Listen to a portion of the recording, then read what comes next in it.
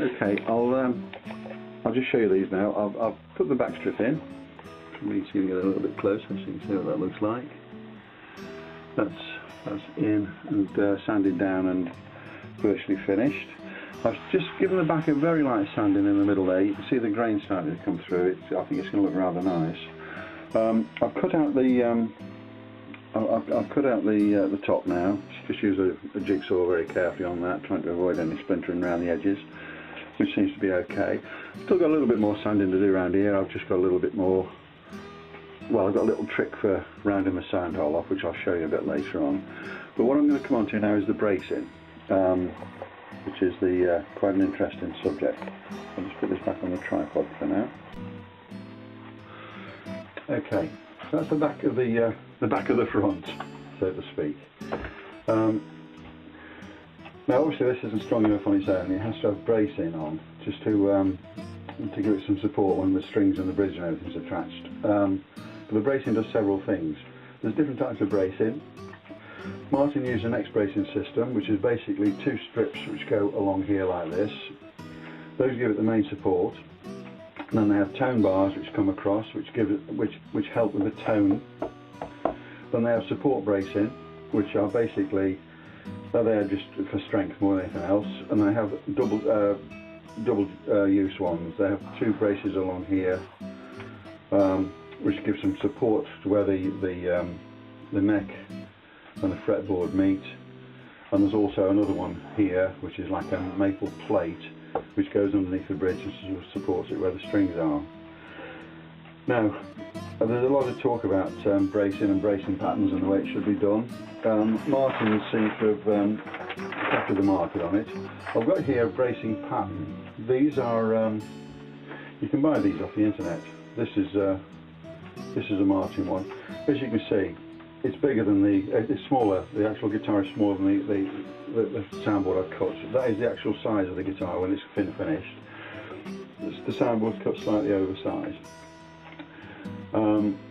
This does front and back. I don't know if you can see the dotted lines. Those are for the back, and these main lines here are for the front. Now that's a standard Martin bracing pattern, which is what you get on if you bought a D28 today, or a D41, or a D18. That's the bracing pattern you'd get. But they used to be slightly different. So the X-brace here, where it crosses, used to be closer to the sound hole by about ½ an inch or so. We're about there. The reason they moved it initially was that people started using heavier strings on the guitars, and they're having some problems with the bridges warping the top of the soundboard. And rather than actually fit a bigger bridge plate, which is what one of these is, they decided to shift the bracing backwards that way, which it cuts down on the bass sound a little bit. It gives probably a better treble sound, but slightly less on the bass. You can actually also buy Martin guitars with a rear shifted bracing, which give a better projection, but it does lack on the bass. Now I like a guitar with a fair bit of bass on it, so I'm going to make this one with forward shifted bracing. So I'm going to move this forward slightly. I'll measure it up properly in a minute. But the only things you move is that and those. Okay, these will stay almost in the same place that they were before. The sound hole bracing will obviously just fit around the sound hole as normal, and the popsicle bracing, these top here, will bring it backwards to fit those exactly where they should be. So it's marking those and getting those in the right place. That's the important thing. But before we actually start fitting the bracing, we have to mark it all out. Before we mark it all out, we've got to cut the bracing. The bracing basically is this. There's quite a bit of this. I've got loads of it over there. I've shaped it the shape I want. So basically, I've started to trim it, but I've got to cut it now. I'll use mainly a sander on this. I've got like a little tool for the Dremel, which will just sand it to the right shape for me. So I'm going to do that. Then I'll sand it down, profile it slightly, and then I'll start to fit it. Now they've got a cross, as you can see there. Now again, there's a bit of a debate on this. Some people say you should make the joints before you actually start to shape it. others say you should shape it before you put the joint on, and put a little cloth reinforcement over the joint, which is the way that nearly all the big manufacturers do it, so that's the way I'm going to do it. So for now I'm just going to do my bracing, and I'm going to do my bracing pattern, and then I'll shape my bracings. Right, I've drawn a centre line down the middle of the soundboard. I'll line this up with the bracing, like this, and I'll line it up with the sound hole first of all. So I've got the sound hole in the right place, there, okay. And then we start by marking out the bracing. And what you do, well what I do, is bodge a little hole where the bracing is going to be. Now the one thing that's definitely going to be in the same place is the bridge plate. That's not going to move. Okay, so you can see my 4 marks there. 1, 2, 3, 4. Okay, so that's not going to move at all. The other things that aren't going to move are these 2 bracings here. That one and this one.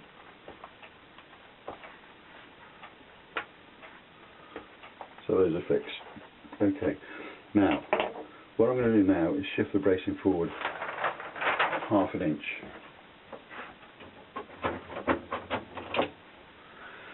So, make sure I have got it right. That's on there. I'll put a little mark just there. And move that forward from there 1/2 inch. So there. That's the spot for the X bracing. Okay, so we'll line this up again. Get it on the sound hole, open square, and I'm going to move that point there to the point I've just made, which is there. Now that's going to give me a forward shifted bracing pattern.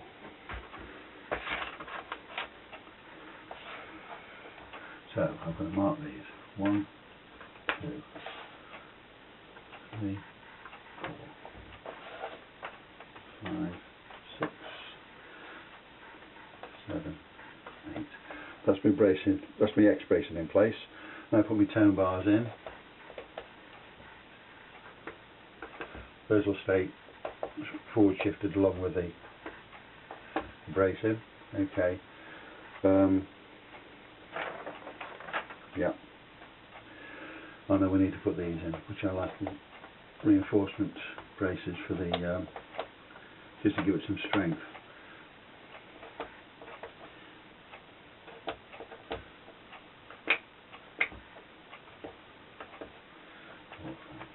Okay. Now the other thing we've got to do is put the sound hole bracing in. Now that can stay where it is on here because that's been forward shifted. Let me move that back to where it was. Now we've got sound hole bracing in here.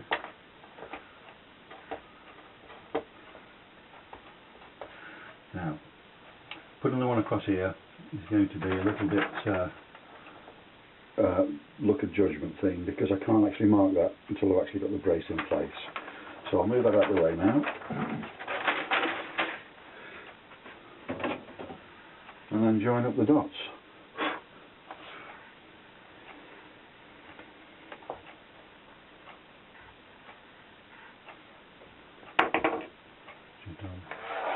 A white pencil like this. Just keep them slightly in. That's it.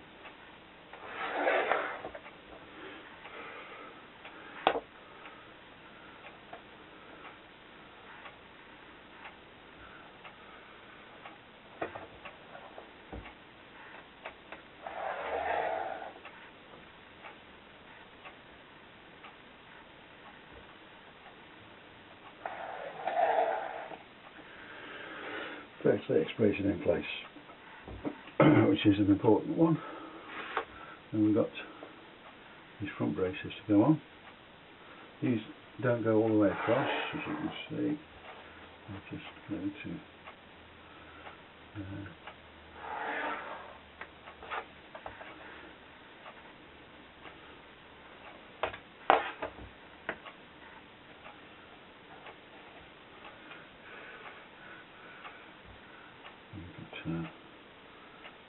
here which does go right across.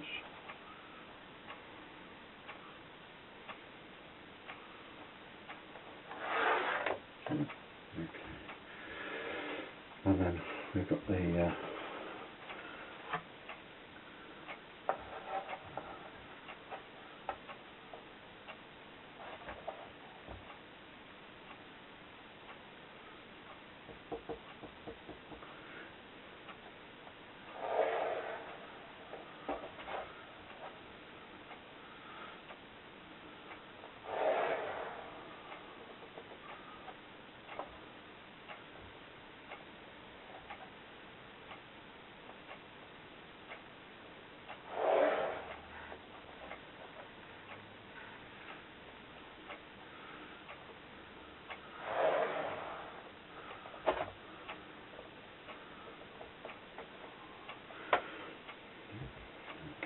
good.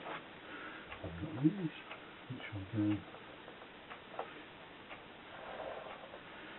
Amazing amount of wood underneath the guitar.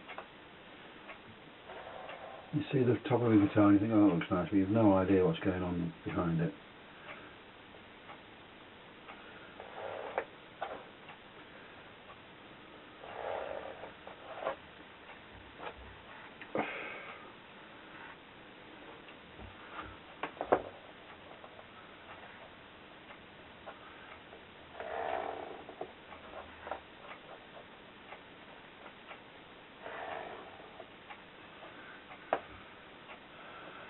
This back bracing does have a very, very slight bow on it, but the bottom on this half here does.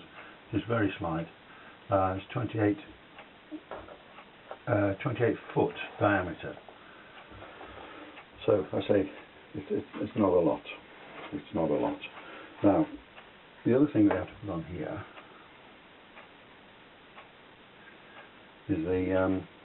is a bridge plate. Now, because we've moved the brace in, not going to be the easiest thing to fit. But that's where it goes.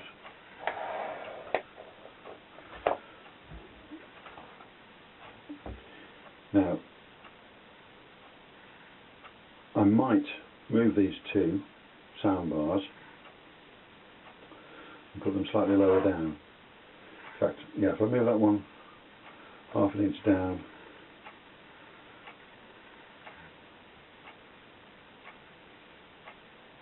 yeah, see, it makes a hell of a difference. Just that half an inch makes all the difference in the world, because normally these two would be down here. It's quite surprising, really. And I've got the bridge plate to fit on there. So what I think I'll probably do, I'll shift these two down slightly, make this one slightly shorter than that one, or possibly put them a bit more of an angle. It's all, you know, suck it and see type thing, really. And the real acid test at the end of the day is when you glue it all together and put some strings on. That's when you know whether it's going to work or not. And that's the only time you ever will know whether it's going to work or not. But basically, that's my bracing all marked out. I've just got to stick it on. Well, I've got to shape it and stick it on. So I'll leave that for now. Cheers. Right, I might as well mark out the back while I'm here as well. So that's the front, obviously. Well, that's the show side. This is the interior of the guitar. We use the same pattern. I've already drawn my white line down the centre, so I've just got to line it up. Make sure I'm off to one side a touch. I'll bring it down a little bit. Not as much. See, when they sell you this wood, the rosewood particularly is expensive. You know, it's really expensive wood. This is why I think he cut it to shape for me. He asked me if I'd like it cut to shape, because basically they save as much of the wood as they can because it's expensive. But it does leave it a little bit tight on the margins here. But it should be okay, because I mean I've still got to put my purfling channels and everything into it.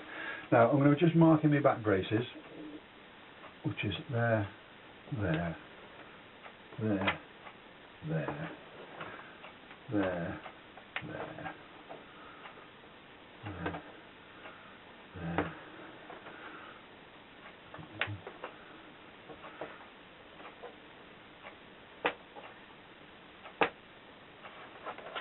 back bracing is a lot easier than the front, but it has got much more of a curve on it.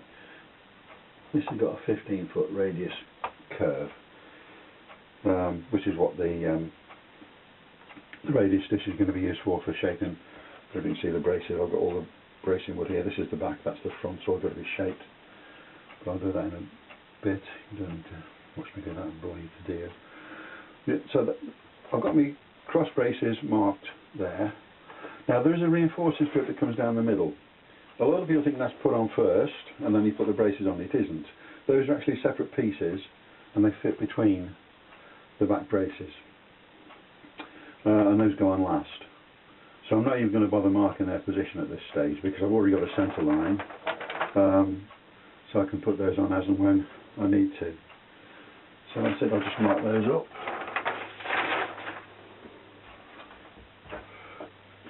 In fact, I'm going to mark them with pencil because I'll be able to see it even if you can't. Can't find the dots. 1, 2.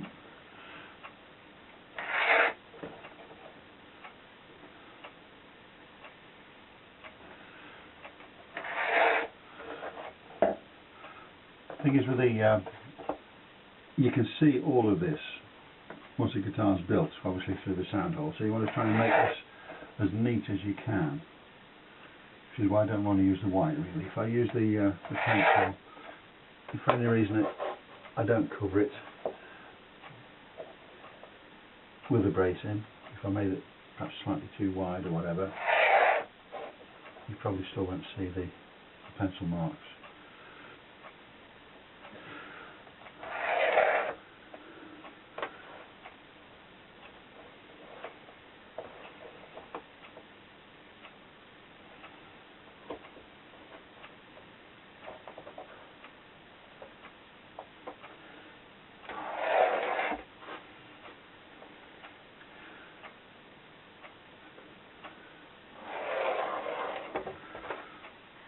So that's it.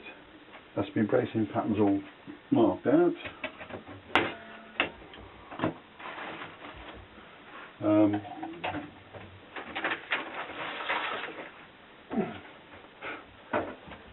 So there we go.